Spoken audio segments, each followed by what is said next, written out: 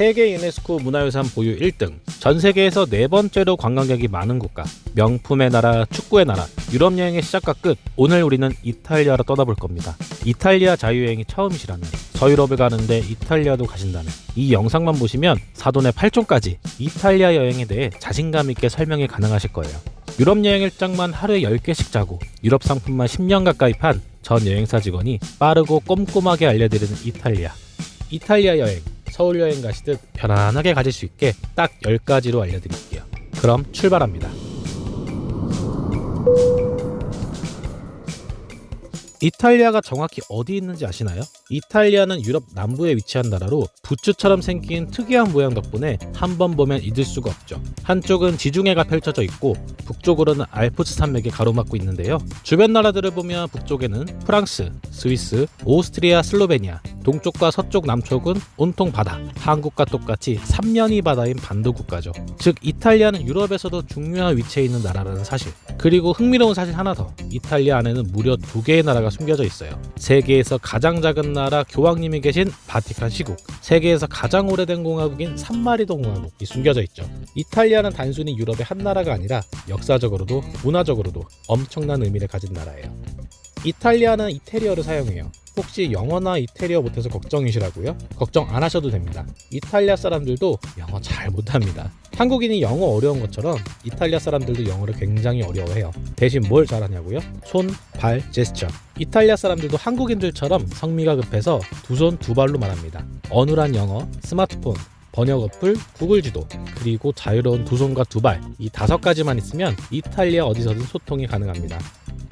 여권은 자녀 유효 기간이 3개월 이상 남아있으셔야 하고요. 하지만 가능하면 6개월 이상 남아있는 게 좋고, 안 남아있으시다면 재발급하시는 걸 추천드릴게요. 가끔 까먹으시는 분들이 계시는데 여권에 미리 자필 서명이 되어 있어야 하고요. 까먹기 전에 지금 여권 꺼내셔서 미리 멋진 사인 하나 해놓으세요. 단수 여권은 한 번 사용한 적이 있다면 사용이 불가하고요. 이탈리아는 한국인이라면 무비자로 90일까지 체류가 가능하죠. 그리고 여행 시에는 항상 왕복항공 이티켓, 호텔 바우처 등은 항상 소지해주세요.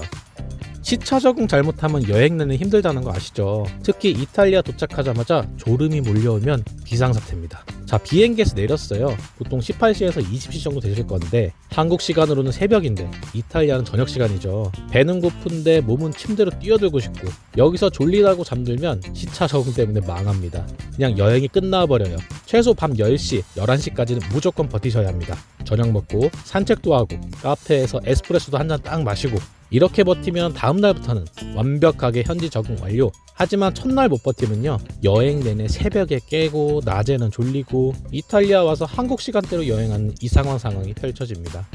반대로 한국 들어올 때는 시차 적응이 너무 쉬워요. 왜냐면 보통 이탈리아에서 저녁 비행기를 타고 밤새 날아오거든요.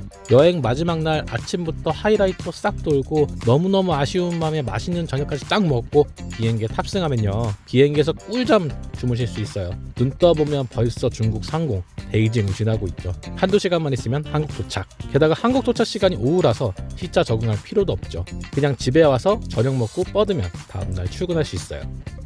이제 제가 제일 중요하게 생각하는 이탈리아 전압과 콘센트를 알려드릴게요. 이탈리아에서는 콘센트 모양이 한국과 미묘하게 다릅니다. 그냥 꽂으면 될 것 같거든요? 안 들어가요. 이탈리아 전압은 230V, 50Hz, 한국도 220V라서 전압 자체는 비슷하고 변압기는 필요 없습니다. 하지만 중요한 건 콘센트 모양. 이탈리아 콘센트는 구멍이 3개가 있는 경우가 종종 있어요. 우리나라랑 플러그 모양이 비슷해 보이지만 안 맞아요. 어떤 건 꽂을 수도 있는데 헐겁거나 전원이 안 들어오는 경우가 많습니다. 그렇기 때문에 멀티 콘센트나 되직코 어댑터가 필수예요. 멀티 어댑터만 챙기면 이탈리아뿐만 아니라 유럽에서든 어디서든 사용이 가능합니다. 숙소에 따라 콘센트 모양이 다를 수가 있으니까요, 유럽용 멀티 콘센트 하나 꼭 챙겨가세요. 이태리로 가는 항공 알려드릴게요.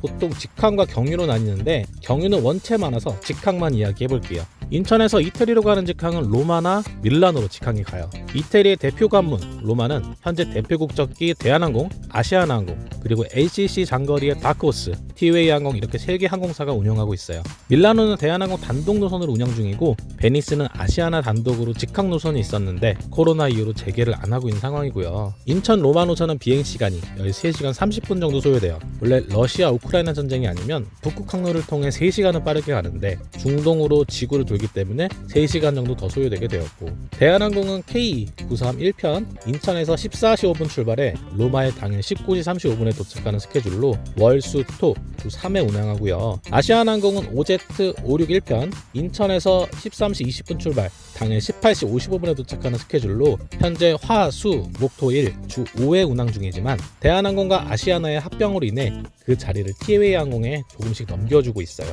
4월달부터는 아시아나는 화, 목, 금일 주 4회 운항으로 변경되었고요. 티웨이 항공은 TW405편 인천에서 10시 30분 출발 16시 25분 로마 도착하는 스케줄로 4월부터는 매일 운항합니다. 인천 밀라노 노선도 비행시간은 13시간 30분 소요되고, 대한항공 K927편 인천에서 12시 25분 출발 밀라노에 당일 18시 05분에 도착하는 스케줄로 월, 수, 금, 일 주 4회 운항하고 있어요. 여담으로 비행기 타면 식사 2회 간식이 나오고요. 이탈리아 노선은 간식으로 맛있는 피자가 자주 나오죠. 이탈리아 여행 가려는데 날씨가 어떨지 모르겠다고요? 걱정하지 마세요. 한국이랑 비교하면 쉽게 정리해 드릴게요. 일단 봄, 한국이 따뜻해지면 이탈리아도 따뜻합니다. 낮 기온은 15도에서 22도 정도로 딱 걷기 좋은 날씨예요.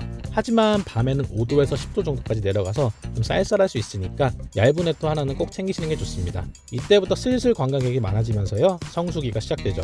그리고 여름, 이탈리아는 정말 핫합니다. 핫해도 엄청 핫해요.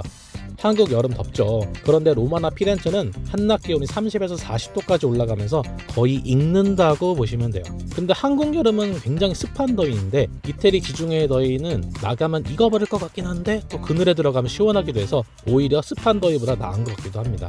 낮에는 반팔, 모자, 선크림 필수고요. 하지만 문제는 더위만이 아니에요. 관광객도 여름엔 엄청 많고 물가도 최고죠. 숙소 가격도 확 올라갑니다. 피크 시즌이죠. 트래블 메이커가 생각하는 가장 좋은 계절, 바로 가을입니다. 한국의 가을처럼 선선하고 여행하기 딱 좋은 날씨예요. 낮에는 18도에서 22도, 밤에는 10도에서 15도, 한국 가을과 비슷하죠. 가을엔 낮에 가볍게 입고 다녀도 되고 밤에는 얇은 외투 하나 걸치면 끝. 게다가 성수기가 지나면서 여행하기 훨씬 쾌적해지고 가격도 내려가기 시작합니다. 이탈리아 여행의 황금기죠. 마지막으로 겨울, 한국처럼 막 춥진 않지만 그래도 쌀쌀합니다. 낮에는 8에서 15도, 밤에는 0에서 5도, 12월 기준 오후 4, 5시면 해가 지고요. 하지만 장점도 있어요. 바로 가성비. 비수기라서 항공권, 호텔 가격이 확 내려가고요. 관광지도 한산해서 여유롭게 다닐 수가 있습니다. 다만 해가 빨리 져서 일정을 조금 타이트하게 짜야 한다는 점은 참고하세요. 이탈리아 여행을 가려면 돈부터 알아야겠죠. 이탈리아 공식 화폐는 당연하게도 유로. 2025년 3월 기준으로 1유로는 1,500원에서 1,580원 정도입니다. 즉 10유로는 15,000원, 50유로는 8만원 정도라고 보면 돼요. 환율이 너무 많이 올랐죠. 내일은 1,300원 정도밖에 안 됐던 것 같은데, 그런데 유로에는 지폐도 있고 동전도 있어요. 유로 지폐는 5유로, 10유로, 20, 50, 100, 200, 500유로까지 있는데요. 일반적으로 50유로 이하 지폐는 많이 사용하고 100유로 이상은 잘 안 쓰기는 합니다. 웬만하면 50유로 이하 소액으로 환전하시는 게 좋아요. 유로 동전은 함정이 있습니다. 우리나라 동전이랑 똑같이 생각했다는 큰일 나죠. 먼저 유로 동전은 1센트, 2, 5, 10, 20, 50센트 이렇게 있고 1유로, 2유로 이렇게 동전이 있어요. 여기서 중요한 점, 1유로, 2유로 동전이 크기가 크지도 않고 애매해서 한국 500원짜리 느낌으로 생각이 들거든요. 하지만 그렇게 생각하면 안 됩니다. 1유로는 1,500원, 2유로는 약 3,000원이거든요. 즉 2유로 동전 몇 개 흘리고 다니면 5,000원, 만원씩 사라지는 거예요. 우리나라 500원짜리 느낌으로다 막 쓰다 보면 여행이 끝날 때쯤 지갑이 텅텅. 동전 소중히 다뤄주세요. 동전 지갑 필수입니다.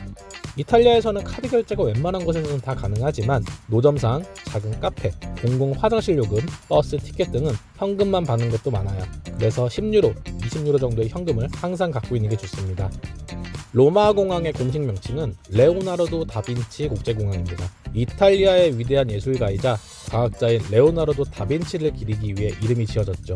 그런데 왜 피우미치노 공항이라고도 불릴까요? 공항이 위치한 지역 이름이 바로 피우미치노이기 때문입니다. 마치 인천공항이 정식 이름으로는 서울인천국제공항 같은 느낌이에요. 그리고 도시 코드인 FCO는 피우미치노의 앞글자를 딴 것이랍니다. 피우미치노 공항은 로마 시내에서 약 32km 떨어져 있고요. 공항에는 약 4개의 터미널이 있지만 현재는 1터미널과 3터미널만이 운영되고 있습니다. 1터미널은 주로 국내선 및 쉥겐조약 국가의 항공편을, 터미널 3은 국제선을 담당하고 있습니다. 그래서 대한항공과 아시아나, 티웨이 모두 3터미널을 이용합니다. 이제 공항에서 시내로 이동하는 방법에 대해 이야기해 볼게요. 로마의 서울역, 로마 테르미니역 또는 시내까지 이동하는 방법이죠. 먼저 전 세계 어디나 있고 무조건 있고 그 비싸고도 하지만 왠지 사기당할 것 같은 그 대중교통, 바로 택시를 이용하는 방법입니다. 로마 공항에서 택시를 타고 시내로 가는 방법은 가장 일반적인 방법, 공항 택시 정류장에서 바로 택시를 잡으시면 되고요. 공항에서 출국장을 넣으면 택시라고 써있는 간판을 따라가면 택시 승강장이 나옵니다. 여기서 택시를 타면 로마 시내까지 고정 요금인 50유로로 이동할 수 있어요. 하지만 여기서 중요한 포인트, 일부 택시기사들이 관광객들에게 더 높은 요금을 요구하는 경우가 있습니다. 수화물 요금이 추가된다, 목적지가 다르다 라는 이유로 60유로 이상을 요구할 수도 있는데요. 전부 거짓말입니다. 고정 요금은 50유로고 추가 요금도 없고 팁도 필수가 아닙니다. 이 점 꼭 기억하시고 그냥 다 못 알아듣는 척 하시고 50유로만 들이시면 됩니다. 좀 더 편리하게 이동하고 싶다면 공항 픽업 서비스를 이용할 수도 있어요. 현지에서 운영하는 택시 회사의 픽업 서비스는 도착일 기준 2주 전에 미리 예약하면 되는데요. 가격은 4인 기준 약 50유로, 할인은 약 70유로 정도입니다. 예약 시 항공편명, 도착 시간, 이름을 입력하면 공항에서 기사님이 A4 용지에 이름을 적어들고 있으니 찾기 쉽겠죠. 다음은 트래블메이커가 제일 추천하는 방법인 레오나르도 익스프레스 기차를 이용하는 방법입니다. 공항에서 시내로 가는 고속열차, 요새 우리나라의 핫한 GTX처럼 달리는 공항철도라고 보시면 돼요. 로마 공항에서 테르미니역까지 이동하는 가장 빠른 방법이죠. 약 32분 만에 도착한 이 기차는 공항 내 기차역에서 탑승할 수 있습니다. 요금은 1인당 14유로고 기차표는 공항 내 발권기나 기차표 앱에서 구매할 수 있습니다. 여기서 주의할 점은 좌석이 자유석이라는 점이에요. 기차표를 발권했는데 좌석 번호가 없어서 당황하실 필요 없습니다. 열차가 도착하면 빠르게 탑승해서 원하는 좌석을 선점하면 됩니다. 그리고 캐리어 도난 위험이 있기 때문에 꼭 조심하셔야 하고요. 짐 보관함에 캐리어를 둘 때는 도난 방지 체인을 꼭 채워주시는 걸 추천드릴게요. 검표원이 수시로 다니면서 표를 확인하니까 표는 항상 손에 들고 있는 것이 좋고요. 참고로 무임차 벌금이 2024년 기준으로 200유로니까 절대 표 없이는 탑승하지 마세요.